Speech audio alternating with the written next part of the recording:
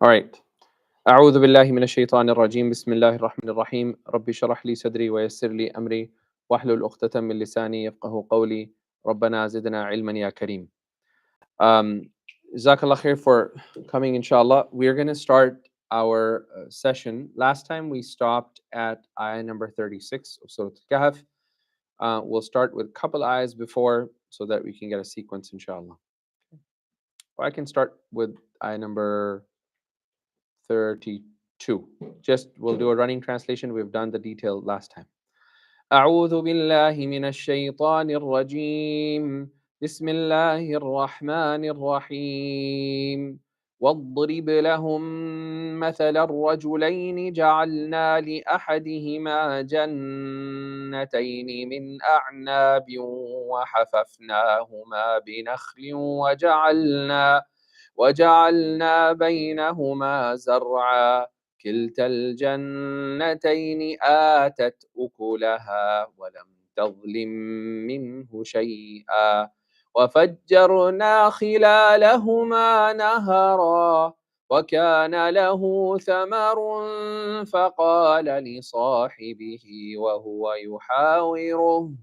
وهو يحاوره أنا أكثر منك مالا وأعز نفرا ودخل جنته وهو ظالم لنفسه قال ما أظن أن تبيد هذه أبدا وما أظن الساعة قائمة ولئن رددت إلى ربي لأجدن خيرا منها منقلبا قال له صاحبه وهو يحاوره أكفرت بالذي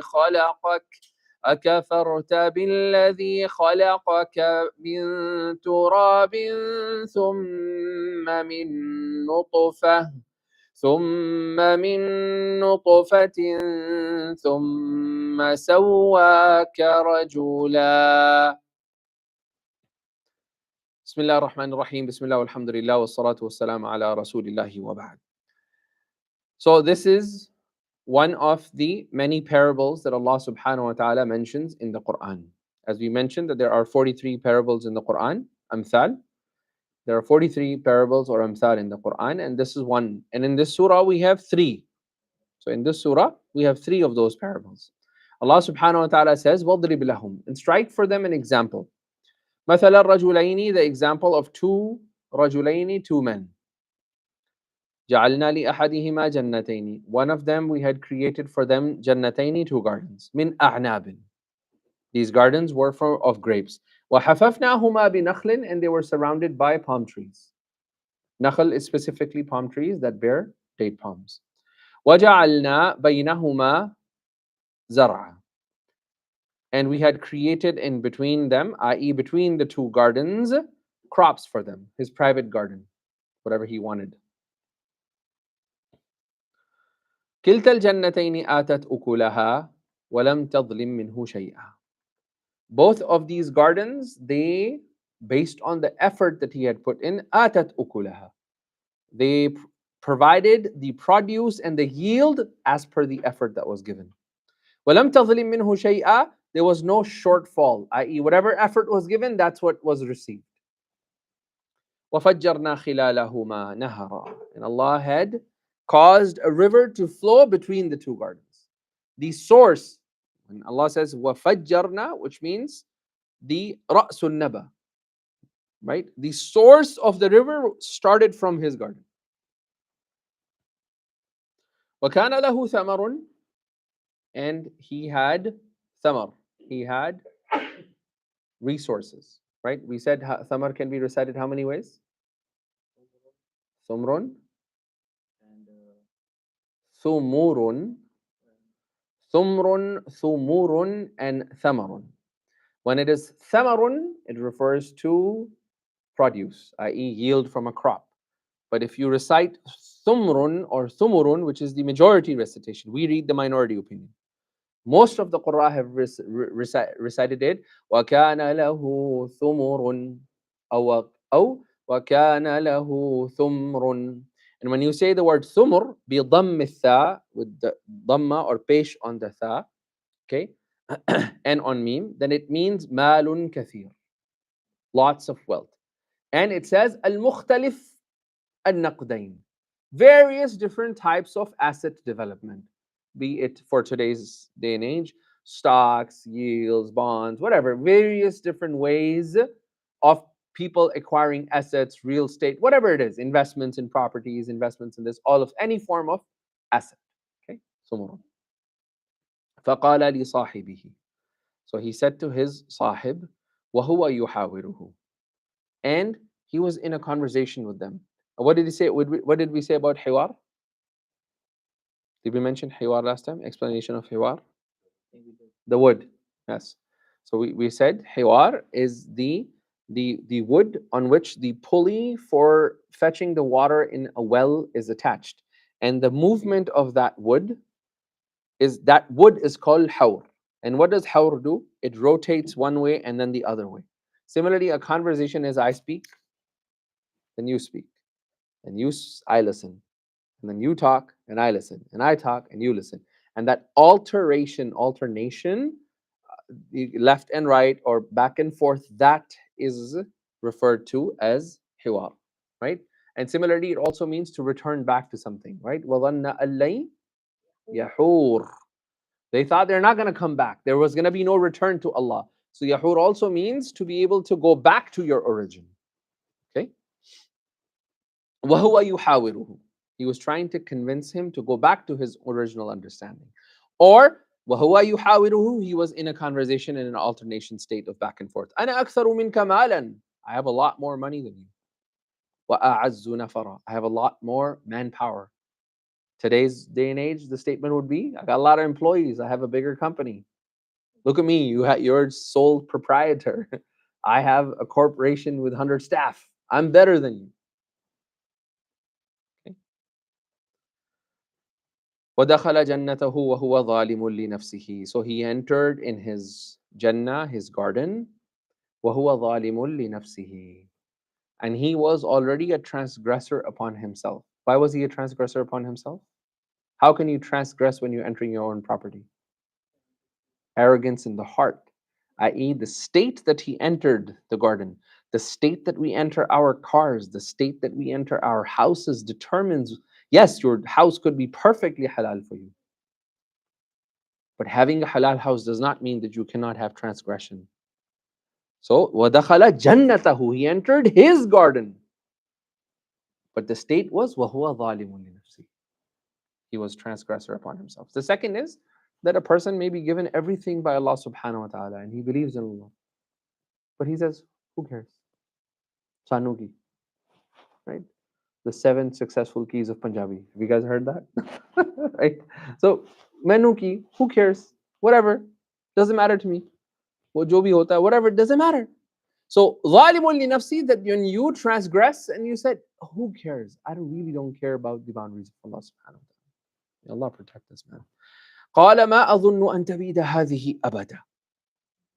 And one of the effects of this transgression internally is that you say statements of this nature.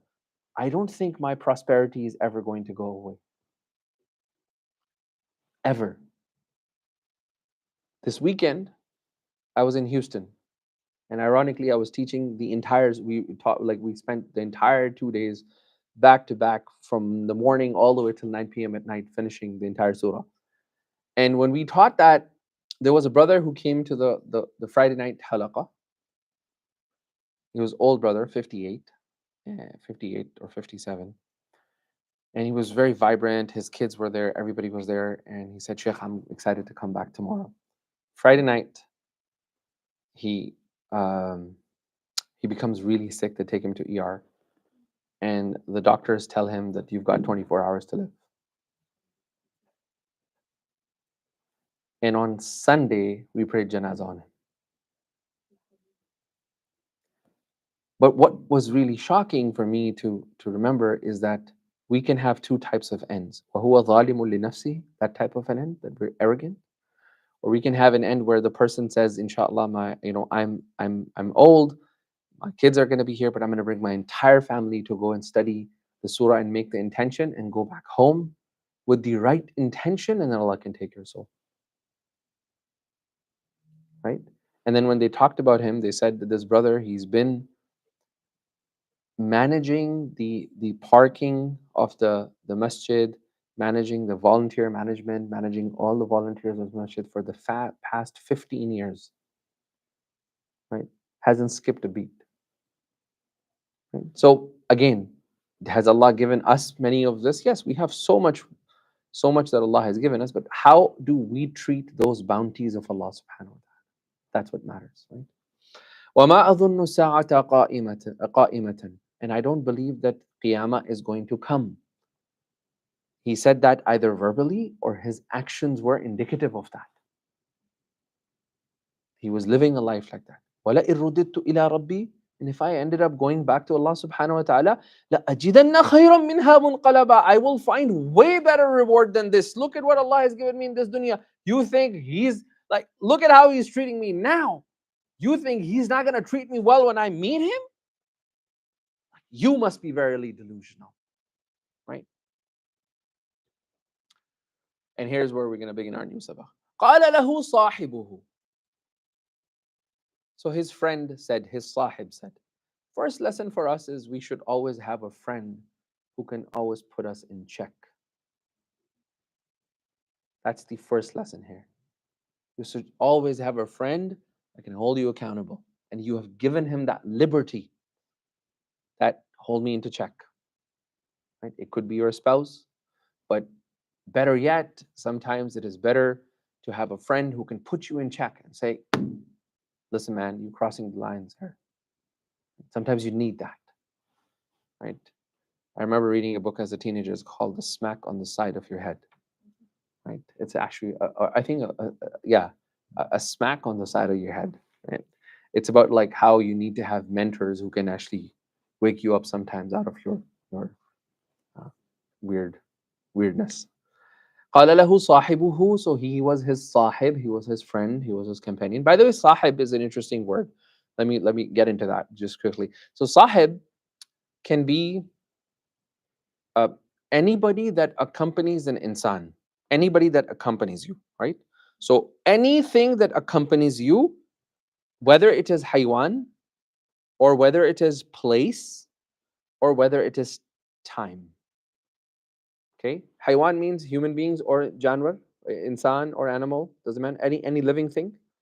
Makan, so you can have sahib, any place that, sahibul makan, sahib, and then zaman, right? So Rasulullah sallallahu alaihi wasallam and Sahaba, they were sahib of zaman, and they were also sahib of makan. Okay, they were there.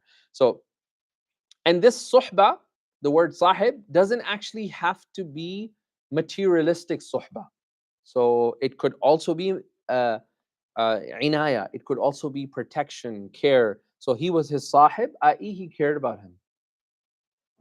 I.e. he was either his physical sahib, or he was a friend who cared about you. Sometimes you have friends that are really far away, but they're still your sahib. And that suhba is ma'nawiyya. They're not physically with you, right? But they have this inaya and care for you. So it's a very deep concept, sahaba, but that's all we need to know for now. قَالَ لَهُ صَاحِبُهُ وَهُوَ يُحَاوِرُهُ, he said to his sahib, and they were having a conversation, أَكَفَرْتَ بِالَّذِي خَلَقَكَ, have you done kufr with the one who has created you? Remember, the word kafarta over here is that he recognized Allah, but then he covered it. We said the word kafir, right? Kafara is to cover, right? And that's where you get the word cover from in English too. Cover, to cover something. So he covered. أَكَفَرْتَ بِالَّذِي خَلَقَكَ. So first he is trying to remind him about his creation. And that's one of the best ways to wake up an atheist. How were you created? Oh, my parents. Oh, who created them? Who created them? Who created them? And it was a very quick, simple argument. Right? Somebody created the first insan, right? Who created that first insan? Right? And then you can have the argument. أَكَفَرْتَ بِالَّذِي خَلَقَكَ مِن تُرَابٍ. You were created with turab. ثُمَّ مِن نُطْفَةٍ. Then from a drop of semen. Then ثُمَّ سَوَّاكَ رَجُلًا. And then Allah fashioned you, سَوَّاكَ. He fashioned you, رَجُلًا, an absolutely perfect man, full man. Sawaka basically means تخليق الشيء بالإحسان. To manufacture or create something with absolute perfection. To create something with absolute perfection. Okay. And specifically sawaka is to create something with absolute perfection for the required task. تخليق الشيء بإحسان لأداء الواجب. That's the part of sawak. That Allah created us in the absolute perfect manner so that we can obey Him. Submitting to Allah, we were created naturally to submit. And if we don't submit to Allah naturally, then you will submit to some ism. Doesn't matter what it is, you are going to submit to some ism. Deep down inside, every person is going to submit to some form of an ism. Okay? ثُمَّ سَوَّاكَ رَجُلًا. Ya Allah.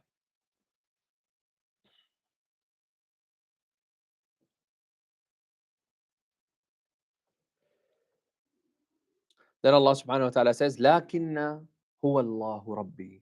Lakinna over here is what? Lakin ana. But that hamza for grammatical magic has disappeared. That's all you need to know. Lakin ana. Like, as for me, huwa Allahu Rabbi.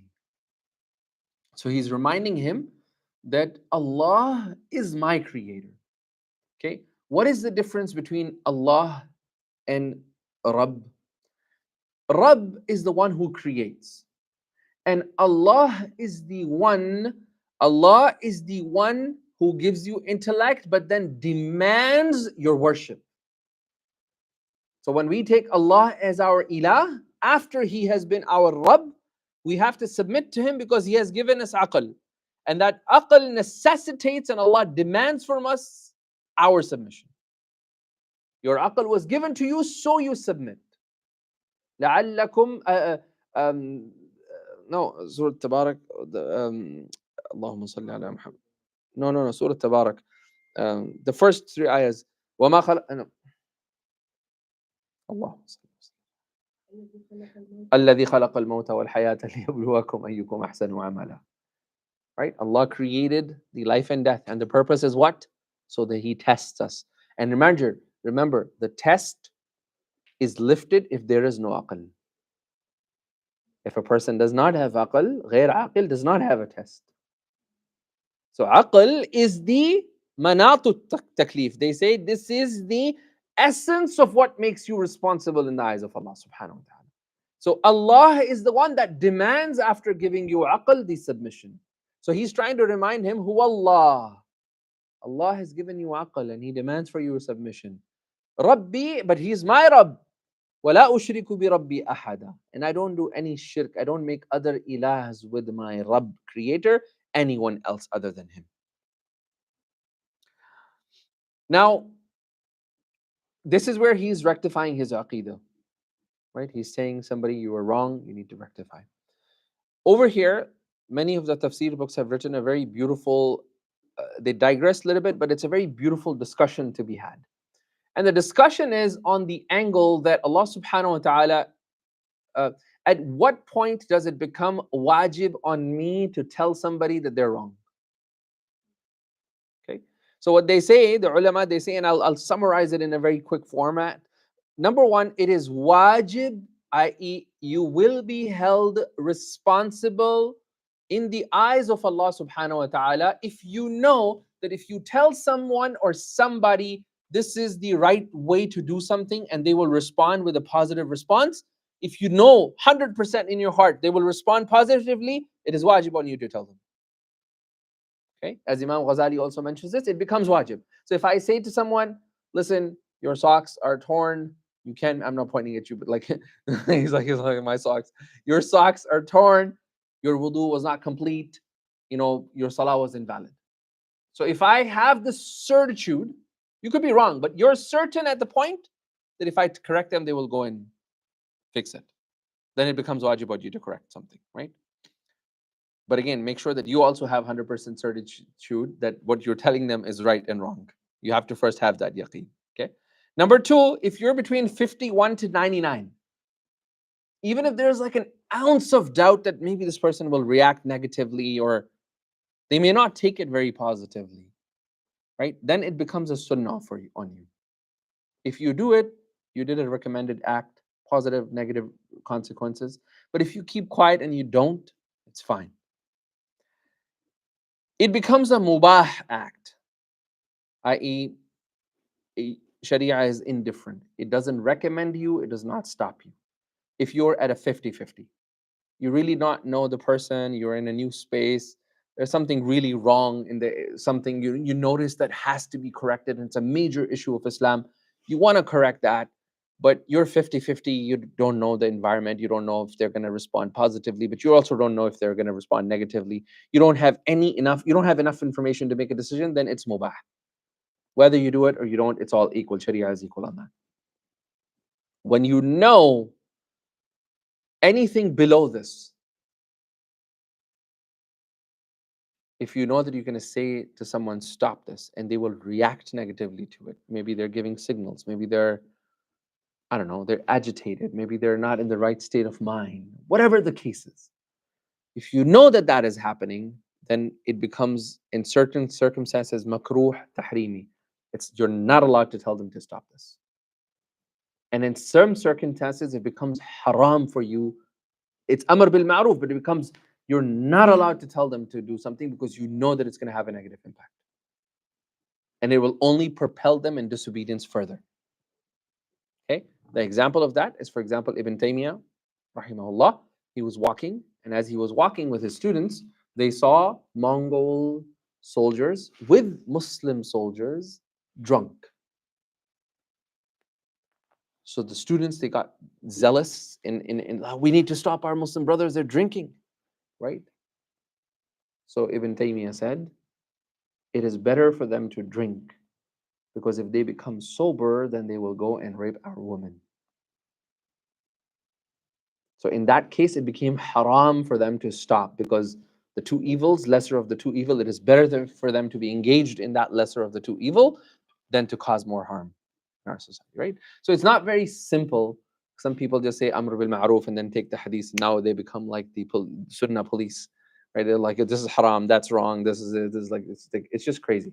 And I found that a lot, honestly. Alhamdulillah, America doesn't have that so much, even in Canada. But in UK, oh my God, UK is like next level.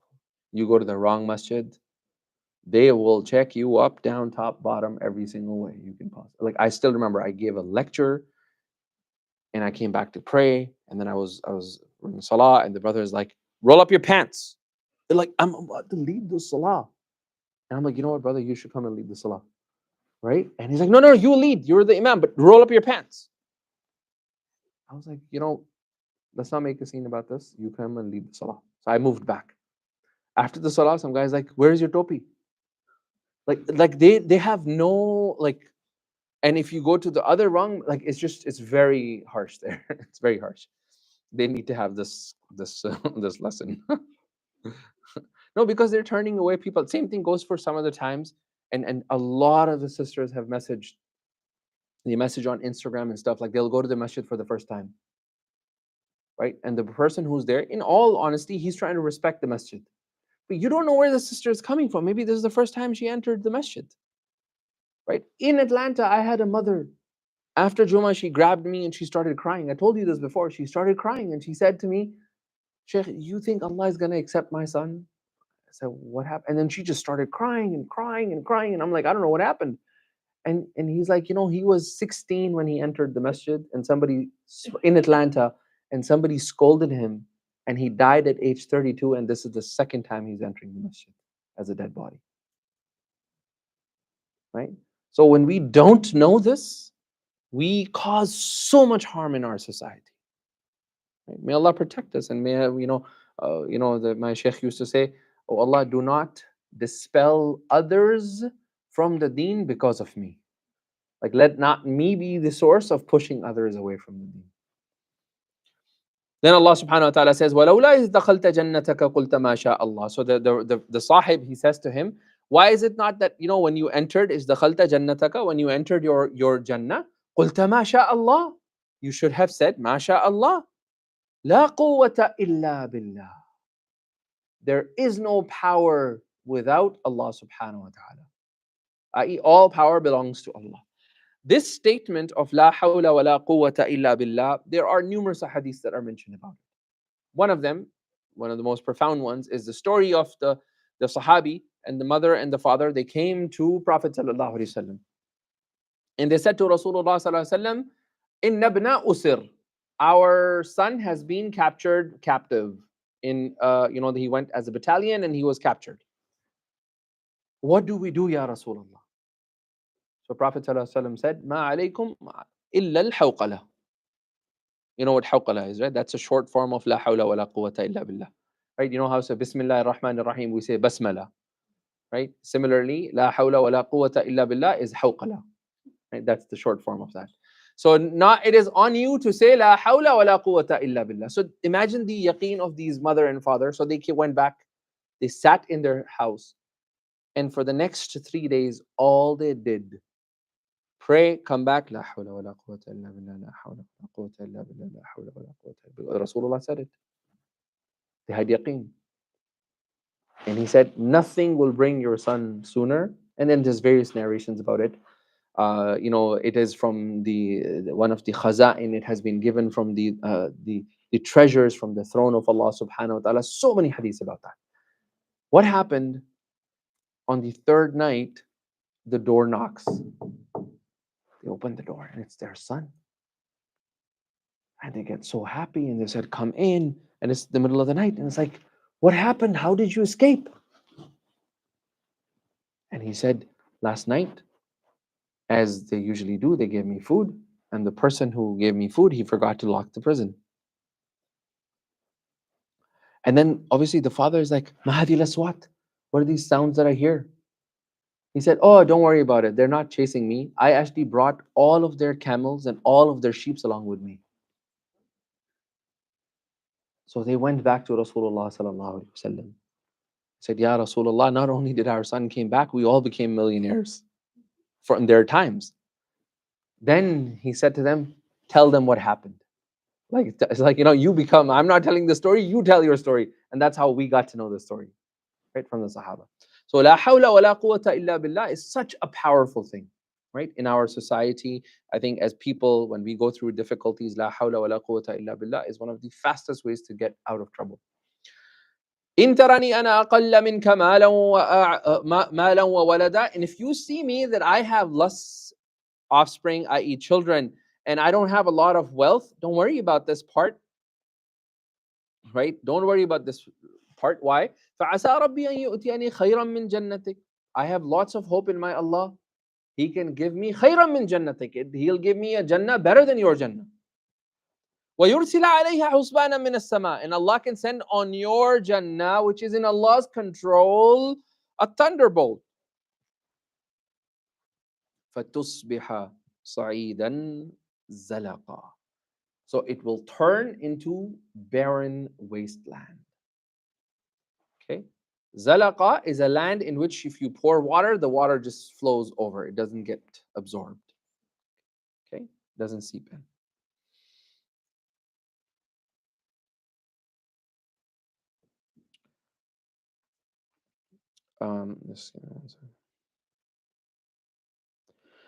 There's a very beautiful hadith that is mentioned in reference to these two surahs. Ja'far al-Sadiq radiallahu anhu, he says, and Ja'far al-Sadiq radiallahu anhu, he was known as alimun bi kunuz al-Quran. Right? So he had knowledge of all the treasures of the Quran. Right? So they used to call him كان عالما بكنوز القرآن. He was an alim with all the little secrets and treasures of the Quran. He knew all of that.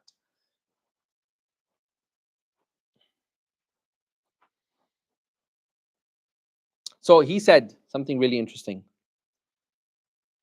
عجبت عجبت لمن خاف ولم يفزع إلى قول الله تعالى حسبنا الله ونعم الوكيل.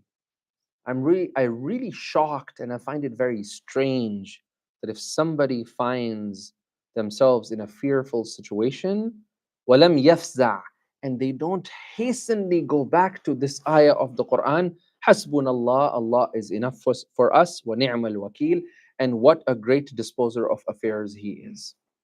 Right? فإني سمعت رسول الله فإني سمعت الله بعقبها يقول. So I heard Allah subhanahu wa ta'ala say after that. What's the ayah after that? If you say حسبنا الله ونعم الوكيل, آگے فانقلبوا بنعمة من الله وفضل ولم يمسسهم سوء. If somebody says حسبنا الله ونعم الوكيل نعم المولى ونعم النصير, Allah subhanahu wa ta'ala says, فَانْقَلَبُوا, so they returned back, i.e. whichever fear, wherever you were, you would come back, بِنِعْمَةٍ مِّنَ اللَّهِ, you would come back with the bounty from Allah subhanahu wa ta'ala. Right? وَفَضْلٍ, and more than bounty, abundance from Allah subhanahu wa ta'ala. لَمْ يَمْسَسْهُمْ سُوءٌ, no harm would have touched them. Then he says, and this is why they mentioned this hadith. وَعَجِبْتُ لِمَنْ طَلَبَ الدُّنْيَا وَزِينَتَهَا. So I find it very strange that somebody wants all the dunya, right? Do you want zinataha, dunya, and all the trinkets in it? And he said, صاحب الطموح, i.e. this person has really high resolve.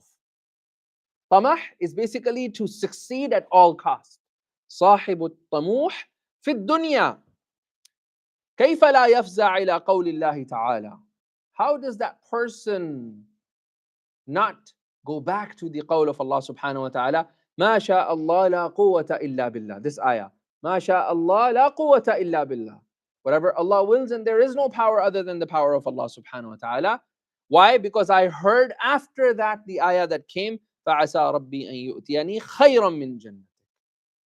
Allah is going to give you something better than the Jannah of whoever you're trying to chase, whoever you're after, whoever you're trying to get better than, you will get something better than that. Right? So this is a story that's usually mentioned in different tafsir books about that. أو يصبح ماؤها غورا فلن تستطيع له طلبا. Allah can also do this. This water of yours, وفجرنا خلاله ما نهرا. We created, right, the source of the river. وفجرنا, i.e. the source of the river was from His garden. So it is very possible that Allah subhanahu wa ta'ala can take that water of yours and it becomes غورا. It completely goes into the earth. فلن تستطيع له طلبا. You're not going to be able to find it. Right? There's an interesting story mentioned about an Orientalist, and many of the tafsir books of the 40s and 50s, tafsir books of the 30s, 40s, and 50s, they mention this.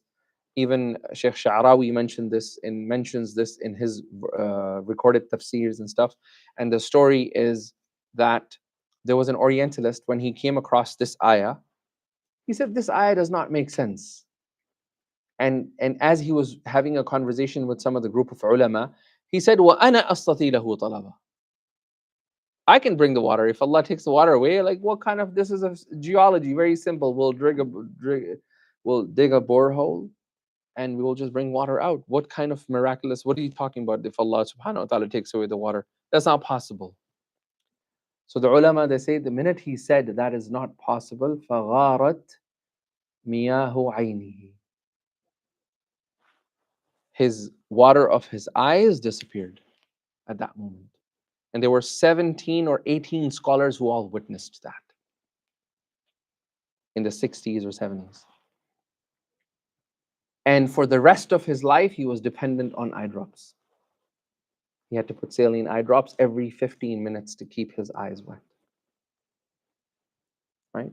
So, and this is how it also tells us that, any people who have this arrogant attitude towards the Quran sometimes. Ye Quran to samajh nahi aaya. What is this old people stuff? What are you guys reading about 1500 years? What is this? Like, when we have these type of lashing out against the Quran, we should be very careful about that. It can come back and haunt us. It can come back and a lot because this is the kalam of Allah. We can't joke about this. وَأُحِيطَ بِثَمَرِهِ. So what happened? Allah subhanahu wa ta'ala took away his prosperity. And uhita basically means that Allah subhanahu wa ta'ala's decree completely encompassed him. Notice the imagery here. His Jannah, Allah had given him, وَحَفَفْنَاهُمَا بِنَخْلٍ. Allah gave him a garden that was completely surrounded. Right? And Allah then surrounded his garden with his will. There's a subtle imagery here, right? And this is called balagha, right? That the first you were given a garden, and then the decree of Allah then encompassed you, and that garden was of no avail to you. وَأُحِيطَ بِثَمَرِهِ فَأَصْبَحَ يُقَلِّبُ كَفَّيْهِ عَلَى مَا أَنْفَقَ فِيهَا. All of that prosperity disappeared, and all he was doing is taking his hand, يُقَلِّبُ كَفَّيْهِ, moving his hands like this, because he had spent all of his wealth in building that prosperity. وَهِيَ خَاوِيَةٌ عَلَى عُرُوشِهَا. And it had collapsed on its trellises on the roofs. يَقُولُ يَا لَيْتَنِي. And what was he saying? يَا لَيْتَنِي لَمْ أُشْرِكْ بِرَبِّي أَحَدًا. I wish I had not associated anybody else with Allah subhanahu wa ta'ala. Anyone else. بِرَبِّي أَحَدًا, with my Rabb. Now he comes back, بِرَبِّي. Now he affirms that this was my Rabb. He is my Rabb. Bi Rabbi. Now he affirms that he's my Rabb. Over here, the ulama, they say that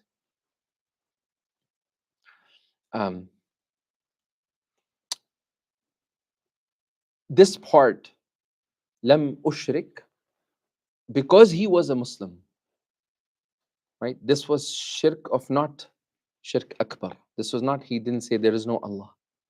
This was that he took his money, his wealth, his career, his life, all of those things that distract us from Allah, he almost equated them as gods in his life. He may not have verbally said, these are my gods, but he lived his life like that. An example of that is, for example, one of the parents came to me, for the class that we're doing last night, and then they were like, they're like, our kids have exams, our kids have this and that, and doing these classes on the weekdays is, it's not practical, right? I said, so tell me, what is practical? He's like, we should only do deen on the weekend. And I'm like, I have to talk about this. And I said, listen, brother, I'm going to tell you something. Everything else that you're doing with your kids don't matter anything in front of Allah subhanahu wa ta'ala. You take them to a soccer game, don't matter anything in front of Allah subhanahu wa ta'ala. And if we cannot take out one day a week during a weekday for Allah subhanahu wa ta'ala, then who are we fooling? Right? People who want to do their MBA, they take out part-time MBAs. You got to do 2 days during the weekdays and you got to go on the weekend. Executive MBAs, right? People give that much, and then you have to do assignments on top of that. And then you pay $50,000 to go and do that. Or 100,000, I don't know how much our MBA is now. 100,000? Georgia Tech. You don't know? Okay. Well, I think they're at least 100,000. But again, people pay money to go and do that MBA. Does that MBA guarantee money? No. It's a false promise that was sold. Allah is not selling us a false promise. Right? So this shirk is very scary because it is the shirk which is called shirk asghar. Right? It's the subtle associations that we do sometimes, even in worshipping circles. When we start praying because we want to make sure that everybody else knows that I'm a guy who comes to masjid. That's shirk asghar. Right? Shirk khafi. It comes in, it enters in our ibadah, it enters in every single aspect of our worship, and may Allah protect us from that, right? This is so scary because you don't know if my amal, your amal, our class, our coming, my teaching, all of that is even accepted. Right? Abdullah ibn Mas'ud, he used to say, لو عرفت if I know that Allah subhanahu wa ta'ala has accepted from me one sajda, I will be happy. So he said, why? He said, because Allah subhanahu wa ta'ala says, إِنَّمَا يَتَقَبَّلُ اللَّهُ مِنَ الْمُتَّقِينَ.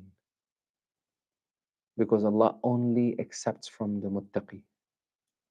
So if I know that one of my sajda is accepted, at least I will have a surety that I've entered that element of taqwa. Right? Abdullah ibn Mas'ud. Abdullah ibn Umar radiallahu anh, he was sitting with Hudhayfa ibn Yaman. So Umar radiallahu anh got up to pray. So Hudhayfa grabbed him and said, La, ya Amir al-Mu'mineen. Don't read the janazah. Why did he say that? Munafiq. He grabbed Umar radiallahu anh and he said, La, ya Amir al-Mu'mineen, la tusalli. So Amir al-Mu'mineen is like, he looked at him and he said, Huwa? And he's like, is he from the list? And he said, Naam. And then he started crying. Right? And he said, Anshuduka billahi ya Hudhayfa, qul li hal ana ala al-qa'ima. Am I on that list? Am I on that list? And Hudhayfa said, La ya Amir al-Mu'mineen, you're not on that list. And from this day onwards, I will not ever tell anyone not to get up. Because he felt like he broke the promise with Rasulullah sallallahu alaihi wasallam. So this is something so scary for us, that this small shirk, you have to be very, very careful about. وَلَمْ تَكُنْ لَهُ فِئَةٌ يَنْصُرُونَهُ مِنْ دُونِ اللَّهِ. And this is the reality when we trust and when we give all of our reins to human beings, when we entrust all of our worship and ibadah to other things, or when we do it for other reasons, other causes, then you will have nobody left to support you. وَلَمْ تَكُنْ لَهُ فِئَةٌ يَنْصُرُونَهُ مِنْ دُونِ اللَّهِ. You will not have anyone that can support you other than Allah subhanahu wa ta'ala. And Allah is like, وَمَا كَانَ مُنْتَصِرًا. The reality was he was never going to be helped anyways. هُنَالِكَ الْوَلَايَةُ لِلَّهِ الْحَقِّ. This is the crux of the entire story, where Allah subhanahu wa ta'ala says, that moment when you and we realize there is going to be nobody who is going to help us. You have lost hope from every single person in your life, every single individual that you trusted. Everyone has let you down. At that very moment, we come to this realization, or we should come to this realization, هُنَالِكَ الْوَلَايَةُ لِلَّهِ الْحَقِّ. That's where the true support of Allah only comes. When we recognize that we have no support other than Allah. When we recognize that, وَمَا كَانَ مُنْتَثِرًا, we're not going to get any help, that's when the true help comes. Right? Yunus alayhi salam, in the belly of the whale, right? In the depths of the ocean. ظُلُمَاتٍ فَوْقَ ظُلُمَاتٍ, darkness upon darkness upon darkness. That level, when he recognized there is no one, what did he say? La ilaha illa anta subhan. La ilaha illa ant. There's nobody that can get me out of here. La ilaha illa ant. Subhanak. You're sanctified. Inni kuntu min al-zalimin. I was at fault. Okay? And similarly, when Rasulullah sallallahu alayhi wasallam was in Ta'if, right? As Aisha radiallahu anha asked, what was the most difficult day for you? He said, when your qawm akhrajuni, when they kicked me out. And then when they kicked me out, what happened? I went to Ta'if and they rejected me. And when the angel came and he said, لَأَطْبَقْتُ عَلَيْهِمَ الْأَخْشَبَيْنِ, I'm going to take the two mountains and crush this city, O Prophet of Allah, if you give me the command. Right? He said, Insha'Allah, there will be people that will come from their progeny that will say, La ilaha illallah, leave them.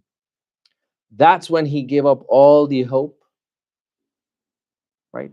And when he gave up all the hope at that moment, that's where Allah subhanahu wa ta'ala, right after that, took him where? Isra wal Mi'raj. When he like, there was nobody who was going to help him. He lost his uncle. He lost Khadija radiallahu anha. He lost all support. He can't go back into Makkah. He has no refuge. You know, how is he going to do this?